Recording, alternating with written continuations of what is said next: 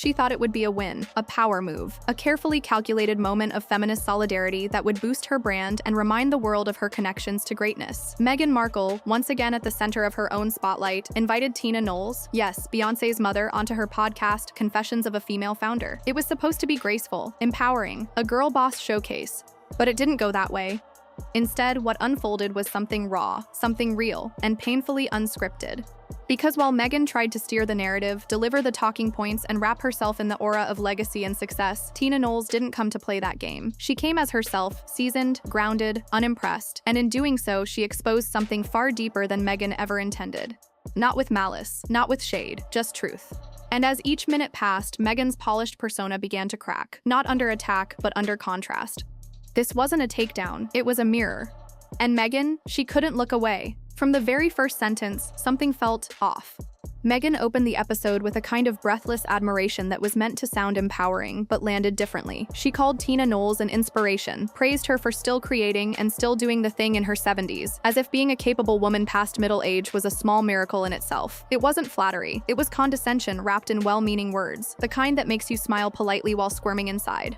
Tina, composed as ever, didn't blink. She smiled, nodded, let it pass. But viewers caught it. The energy had already shifted. What should have been a warm welcome felt more like a performance, an overly rehearsed act meant to frame Meghan as both respectful and revolutionary, as if just by recognizing Tina's age and accomplishments, she too deserved a seat at the same table. But here's the thing, Tina Knowles didn't build her legacy with buzzwords. She built it with sweat, late nights, and grit, salons, single motherhood, managing the earliest days of Beyoncé's career. She didn't need anyone's applause for existing, and that's what made the moment so uncomfortable. Meghan wasn't uplifting Tina. She was trying to align herself with her, to fold herself into the narrative of real builders, real mothers, real creators, but she hadn't earned it. And Tina knew. She didn't need to say a word. Her silence said enough. Meghan saw her jam launch as a triumph, a symbol of her entrepreneurial spirit. She spoke about it with pride, how it sold out in under an hour, how the hype confirmed the product's brilliance, how intentional scarcity was the new luxury. She said it like it meant something, like she had cracked the code. But Tina, she didn't blink. She just asked one question. But then what do you do next? Boom. In 5 words, she dismantled the entire illusion. Because in Tina's world, real business isn't about buzz. It's about sustainability, planning, longevity. It's about shelf life, restocks, customer satisfaction, things Meghan clearly hadn't considered. What sounded like a flex to Meghan was to Tina an amateur move. Selling out isn't a win when your customers are left empty-handed and frustrated. That's not success. It's poor logistics disguised as hype. Tina explained how her own products stay shelf-stable for 3 years, how real entrepreneurship means building systems, not just stories. And as she spoke, Meghan's grip on her fantasy loosened. You could hear it in the silence. Meghan tried to recover, threw around terms like intentional scarcity, compared her jam drop to a sneaker launch, as if Beyoncé's mom might mistake PR spin for business acumen. But Tina didn't bite. She nodded, cool and calm, and let the lesson hang in the air. It wasn't just about jam, it was about what happens when you confuse attention with achievement. And in that moment, Meghan wasn't a founder. She was a facade, speaking the language of branding to a woman who had lived the language of business. Just when you thought it couldn't get more awkward, Meghan took a detour, straight into a game of name-dropping. And the name? Tyler Perry. What started as a lighthearted mention quickly spiraled into a strange, high school-style competition. Meghan gushed about Tyler being her go-to for advice, her emotional rock, her poetry-writing confidant. She said it with that trademark breathy intensity, hoping it sounded heartfelt, but it reeked of something else, desperation. Tina, on the other hand, calm, measured, unbothered. She didn't jump in to compare friendships, didn't try to one-up, because she didn't need to. Her connection to Tyler Perry is long-standing, real, and unlike Meghan's, doesn't need constant verbal proof. Tina spoke of him the way real friends do, casually, confidently, without theatrics.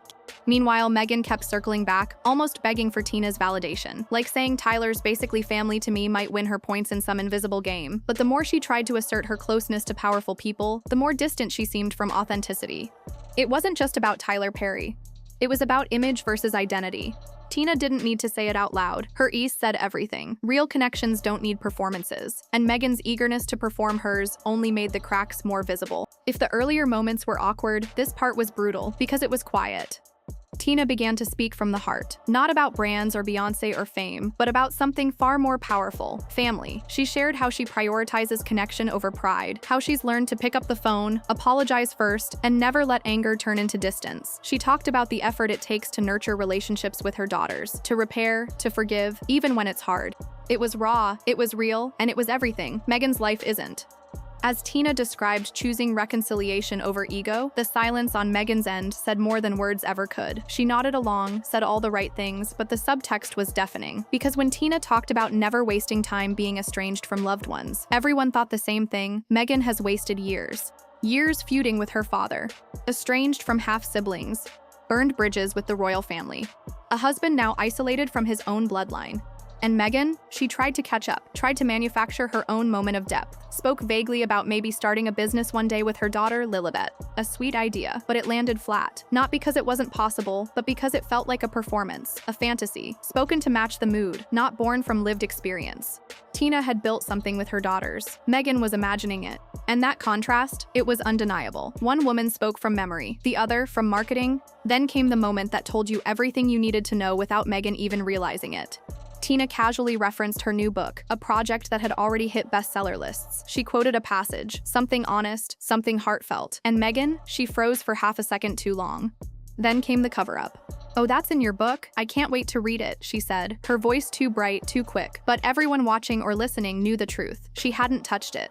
This wasn't a random guest. This was Beyoncé's mother, a respected entrepreneur, and Meghan had invited her onto her own show without even bothering to skim the very book Tina was there to promote. It wasn't just lazy, it was revealing. Because reading the book wouldn't have just been good hosting, it would have shown respect, preparation, genuine interest, but instead Meghan responded like someone caught cheating on a test, scrambling for the right tone, the right words, hoping no one would notice how empty they were. Tina noticed. She didn't call it out, she didn't have to. Her face didn't change, but the energy did. There was a flicker, something subtle, quiet, a shift behind the smile. And just like that, the illusion of Meghan as the thoughtful, intentional interviewer cracked again. Because no matter how carefully she curates her brand, no matter how often she talks about empowerment or intention, moments like this reveal the truth. This wasn't about Tina's voice, it was about Meghan's image.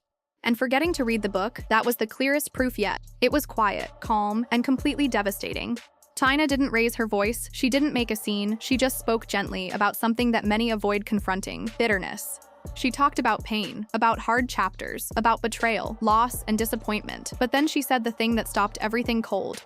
"I refuse to carry bitterness." She wasn't bragging, she was reflecting. She explained how holding on to pain only poisons the person who carries it. How letting go doesn't mean forgetting, it means choosing peace over resentment. It was powerful, it was real, it was healing. And Meghan, she stiffened. Not physically, you couldn't see it, but her tone changed. Suddenly, she was defensive. She tried to turn Tina's message into a broader commentary. Well, that's easier said than done for most people, but everyone knew what was happening. She wasn't talking about most people, she was talking about herself. Because bitterness is Meghan's brand. Her post-royal identity is built on grievance, on who wronged her, who silenced her, who didn't support her. From the tabloids to the palace to her own family, the storyline is always the same. They hurt me, and I won't forget. Tina's calmness clashed hard with Meghan's narrative.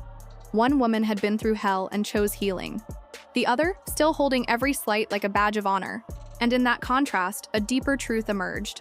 Tina wasn't trying to win the conversation, she was living her truth.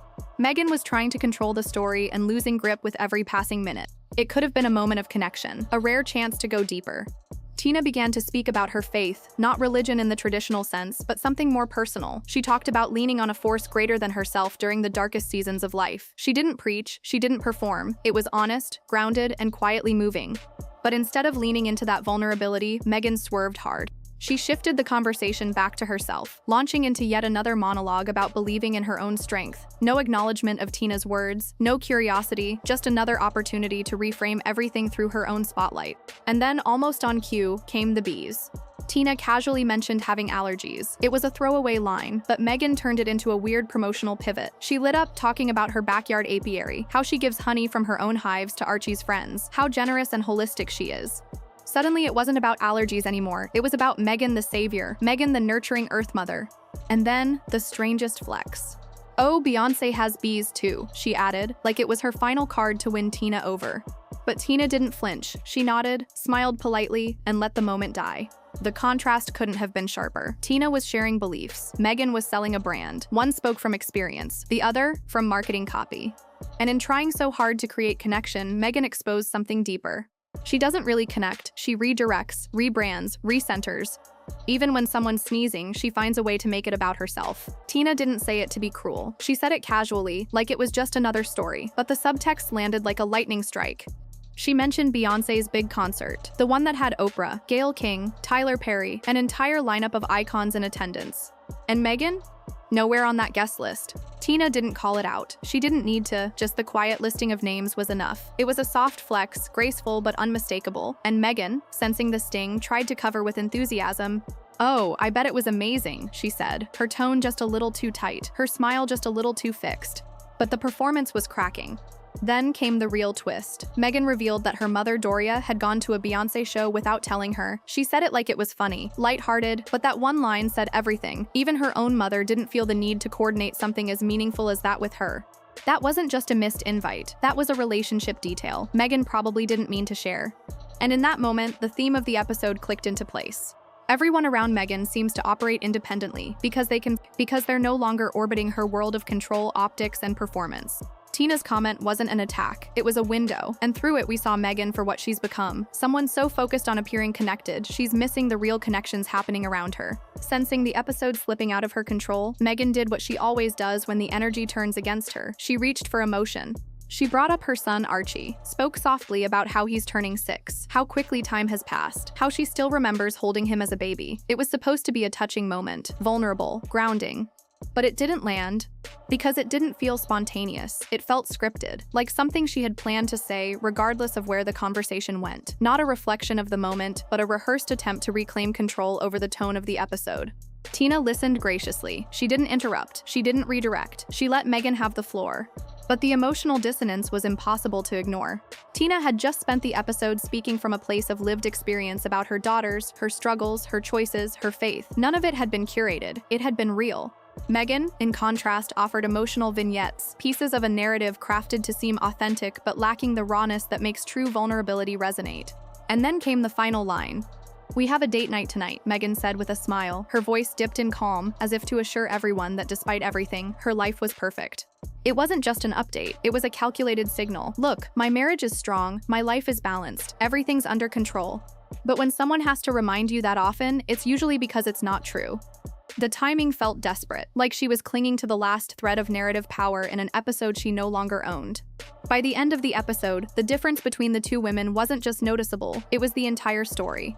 Tina didn't try to dominate, she didn't need to. Her presence was calm, rooted in years of real experience. She spoke with clarity, humility, and quiet strength. Whether she was discussing business, forgiveness, faith, or family, her words came from living it, not rehearsing it.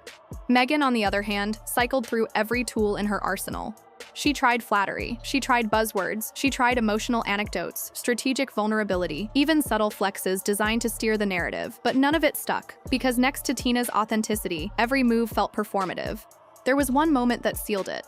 Tina talked again about working with her daughters, about years of collaboration, shared struggles, growth. She spoke with pride, not just as a mother, but as a woman who had built something lasting. And Meghan? She brought up wigs. Not metaphorically, literally. Tina had been speaking about Beyoncé's wigs, how they protect her hair through years of styling, how they were part of her journey as a performer. It was a mother's reflection on resilience. Meghan immediately jumped in. "I never wore wigs," she said, as if that somehow validated her, as if that little fact mattered more than the conversation itself. It was a strange moment, unnecessary, competitive, and it confirmed what we'd already seen. Meghan wasn't there to connect, she was there to win. But Tina wasn't playing that game. She didn't need to win the episode. Her calm dismantled Meghan's chaos. Her stillness exposed the cracks in Meghan's performance. Without ever raising her voice, Tina Knowles delivered the most powerful revelation of all. You don't have to say someone's faking it to prove that you're real. You just have to be yourself. And that contrast, it echoed louder than anything Meghan could say. This wasn't the takedown Meghan Markle expected, because it wasn't a takedown at all. Tina Knowles didn't come to roast. She came to share, to speak her truth, to exist as a woman who has survived, built, forgiven, and grown. But in doing so, without even trying, she held up a mirror Meghan couldn't control. And the reflection, it was unflinching. Every time Tina spoke from experience, Meghan answered with branding. Every story Tina shared with heart, Meghan countered with image. She reached for relatability, but it felt rehearsed. She aimed for inspiration, but it came off like self-promotion. And every time she tried to redirect the narrative, the contrast only deepened. Because authenticity can't be mimicked. And Tina wasn't performing, she was living. By the end, Meghan was visibly grasping, cycling through anecdotes, emotional pivots, polished lines meant to prove she was grounded, thriving in control. But that's the thing about control. When you're truly in it, you don't need to announce it. Tina's presence spoke volumes. She didn't need to outshine Meghan, because she never tried to. Her calm confidence illuminated a truth Meghan couldn't script away. Real power isn't loud, real wisdom isn't branded, and real connection doesn't need applause. What was meant to be a celebration of Meghan's voice turned into a quiet exposure of her image. Not because Tina said too much, but because Meghan tried too hard. And in that space between intention and insecurity, performance and presence, Meghan Markle's podcast became something she never intended, a live demonstration of the difference between being impressive and being real.